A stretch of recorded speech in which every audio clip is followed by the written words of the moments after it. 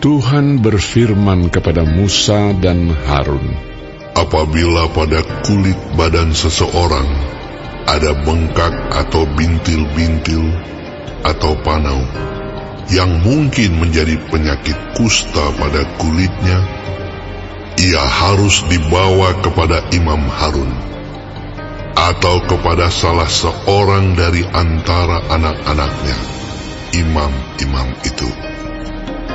Imam haruslah memeriksa penyakit pada kulit itu. Dan kalau bulu di tempat penyakit itu sudah berubah menjadi putih, dan penyakit itu kelihatan lebih dalam dari kulit, maka itu penyakit kusta. Kalau imam melihat hal itu, haruslah ia menyatakan orang itu najis. Tetapi jikalau yang ada pada kulitnya itu hanya panau putih dan tidak kelihatan lebih dalam dari kulit, dan bulunya tidak berubah menjadi putih, imam harus mengurung orang itu 7 hari lamanya. Pada hari yang ketujuh, haruslah imam memeriksa dia. Bila menurut penglihatannya penyakit itu masih tetap dan tidak meluas pada kulit, imam harus mengurung dia 7 hari lagi untuk kedua kalinya. Kemudian pada hari yang ketujuh, haruslah imam memeriksa dia untuk kedua kalinya. Bila penyakit itu menjadi pudar dan tidak meluas pada kulit, imam harus menyatakan dia tahir. Itu hanya bintil-bintil. Orang itu harus mencuci pakaiannya dan ia menjadi tahir. Tetapi jikalau bintil-bintil itu memang meluas pada kulit, sesudah ia minta diperiksa oleh imam untuk dinyatakan tahir, haruslah ia minta diperiksa untuk kedua kalinya. Kalau menurut pemeriksaan imam bintil-bintil itu meluas pada kulit, imam harus menyatakan dia najis. Itu penyakit kusta. Apabila seseorang kena kusta, ia harus dibawa kepada imam. Kalau menurut pemeriksaan imam pada kulitnya ada bengkak yang putih, yang mengubah bulunya menjadi putih, dan ada daging liar timbul pada bengkak itu, maka kusta idapanlah yang ada pada kulitnya. Imam harus menyatakan dia najis dengan tidak usah mengurung dia, karena orang itu memang sudah najis. Jikalau kusta itu timbul di mana-mana pada kulit, sehingga menutupi seluruh kulit orang sakit itu, dari kepala sampai kakinya, seberapa dapat dilihat oleh imam. Dan kalau menurut pemeriksaannya, kusta itu menutupi seluruh tubuh orang itu, maka ia harus dinyatakan tahir oleh imam. Ia seluruhnya telah berubah menjadi putih, jadi ia tahir.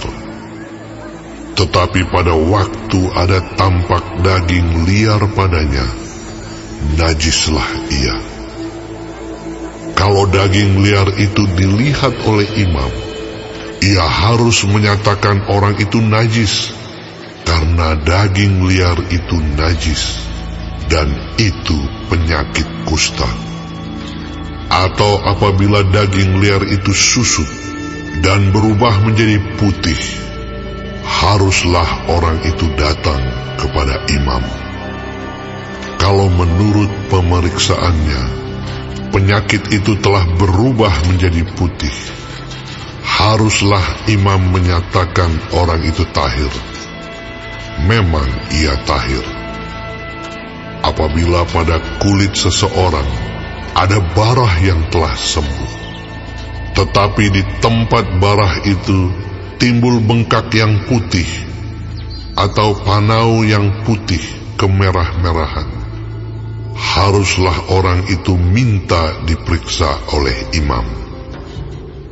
Kalau menurut pemeriksaannya, panau itu kelihatan lebih dalam daripada kulit, dan bulunya telah berubah menjadi putih, maka imam harus menyatakan orang itu najis, karena penyakit kustalah yang timbul di dalam barah itu.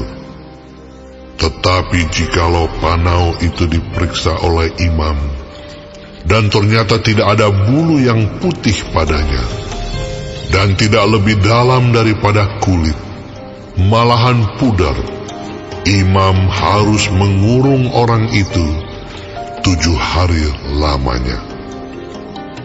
Dan jikalau panau itu memang meluas pada kulit, imam harus menyatakan dia najis. Itu penyakit kusta. Tetapi jikalau panau itu masih tetap dan tidak meluas, maka itu bekas barah, dan imam harus menyatakan orang itu tahir.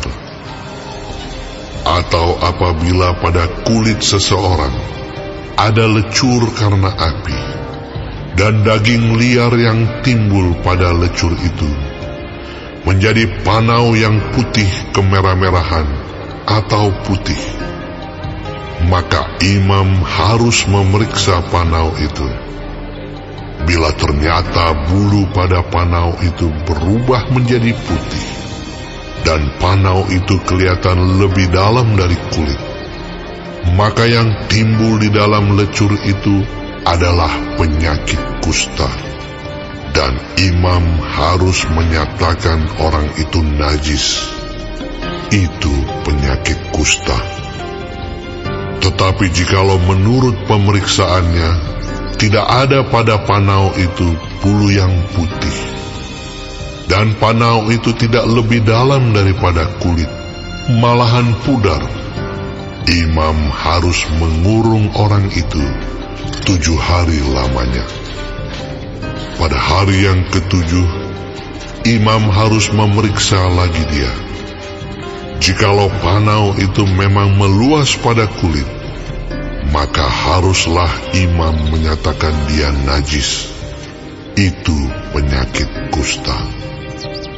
Tetapi jikalau panau itu masih tetap dan tidak meluas pada kulit, malahan pudar, maka itu bengkak lecur, dan imam harus menyatakan dia tahir, sebab itu bekas lecur. Apabila seorang laki-laki atau perempuan mendapat penyakit pada kepala atau pada janggut, imam harus memeriksa penyakit itu. Bila itu kelihatan lebih dalam dari kulit, dan ada padanya rambut halus yang kuning, maka imam harus menyatakan orang itu najis, karena itu kudis kepala, yakni kusta kepala atau kusta janggut.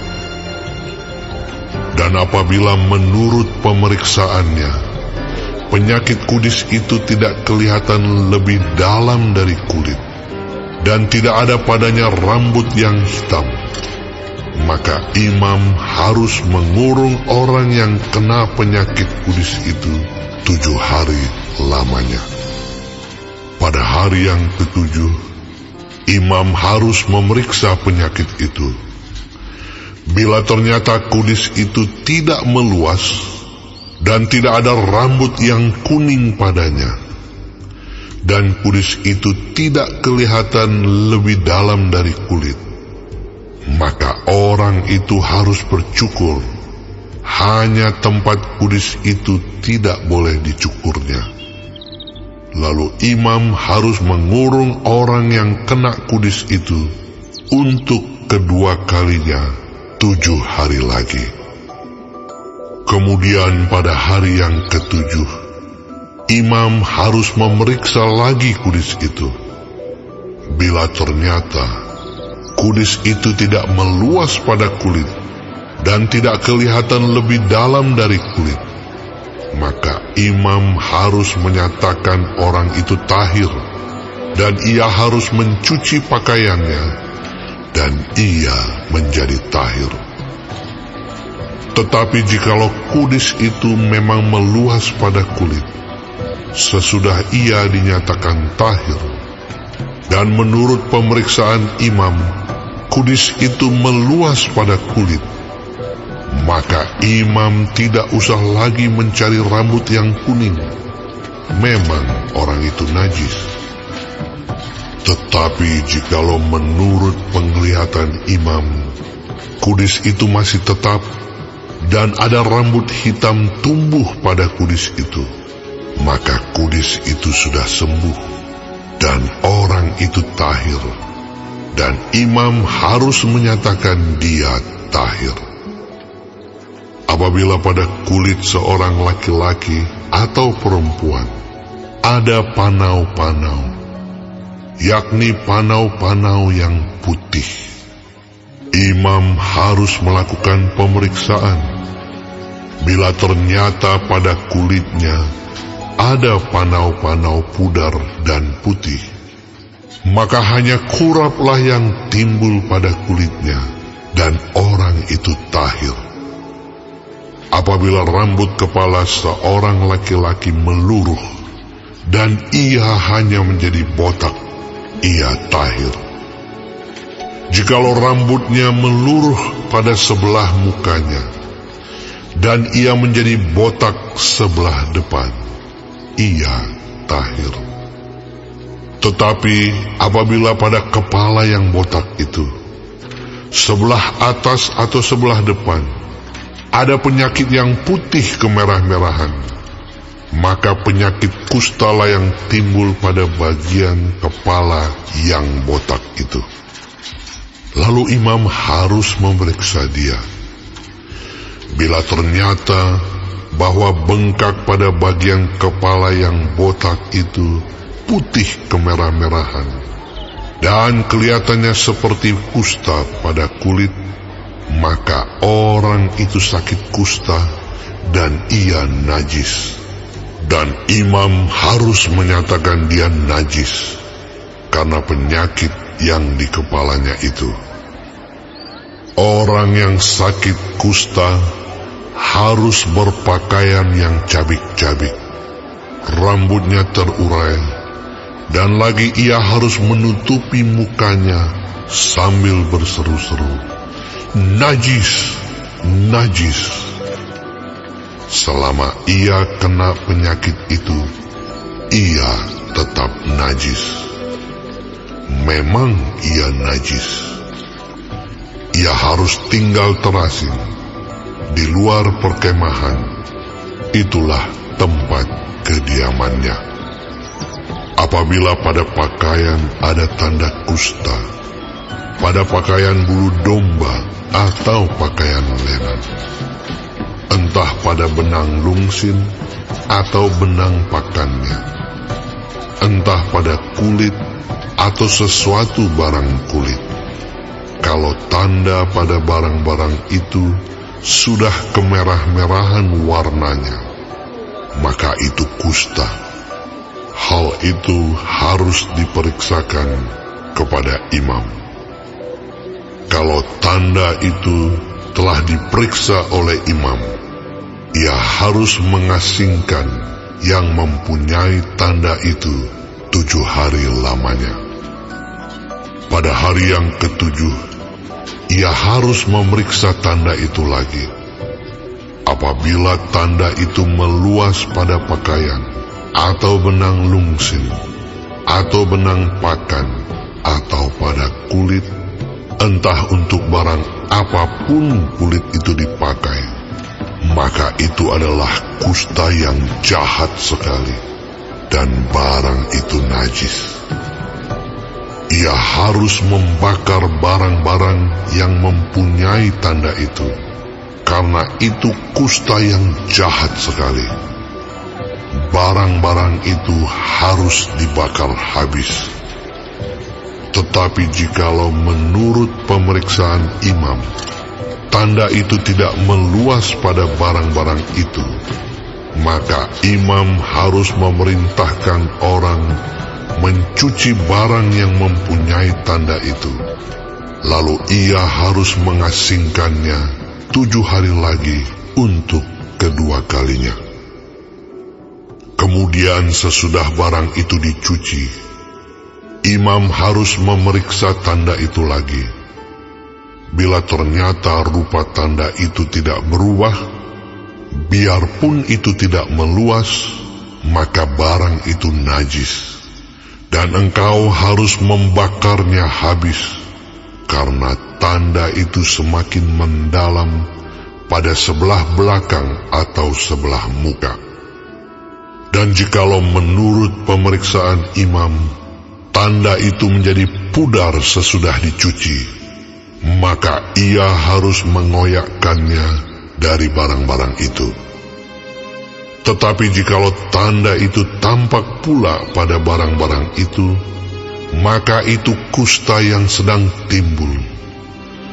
Barang yang mempunyai tanda itu haruslah kau bakar habis. Tetapi barang-barang yang telah kau cuci, sehingga tanda itu lenyap daripadanya, haruslah dicuci untuk kedua kalinya, barulah menjadi tahir. Itulah hukum tentang kusta yang ada pada pakaian bulu domba, atau lenan, atau pada benang lungsin, atau pada benang pakan, atau pada setiap barang kulit, untuk menyatakan tahir atau najisnya.